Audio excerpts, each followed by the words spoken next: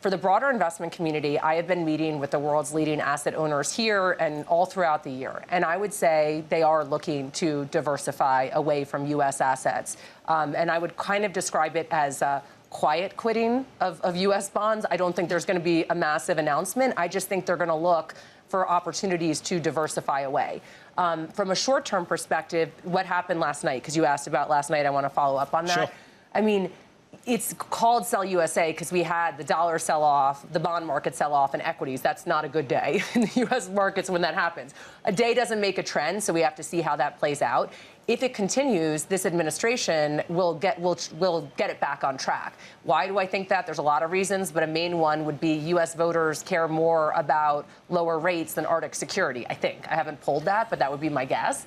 And so they will likely get it back on track. What we're going to get, in our view, is more volatility, and that's great for us as asset managers. From a long-term perspective, I do think you're going to see this phenomenon I called quiet quitting and stepping away from the bond market. And we can talk about that because I think there's a lot of interesting things happening So there. let's build on that. What does that mean in terms of how high yields could go, what type of haven or not the bond market really provides, and whether you can start to trade on that if that is a longer-term phenomenon now? Yeah, so why are they doing that? Why are they looking to diversify?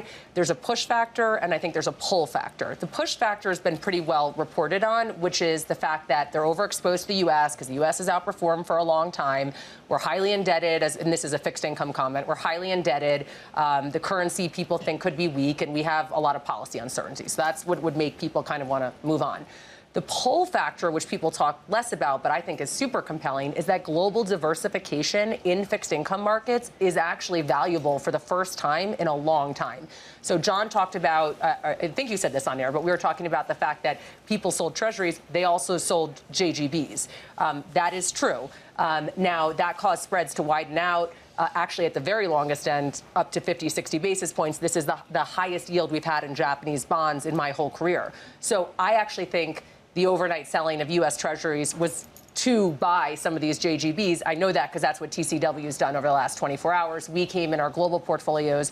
We were underweight Japan, and we used this dislocation as an opportunity to step into the Japanese market and close 80% of that position. So I know that other people are doing that, and I can make the argument for Japan. I can make it for parts of Europe. I can make it for parts of emerging markets, that there's just better relative value. And that is the pull factor that I think we'll continue to see play out. And why I'm saying quietly is because sophisticated investors, when they are in a position that they think is mature or they want to work out of, they usually don't scream it from the rooftops, right? They quietly will move away from that. And I think we're going to see more of that.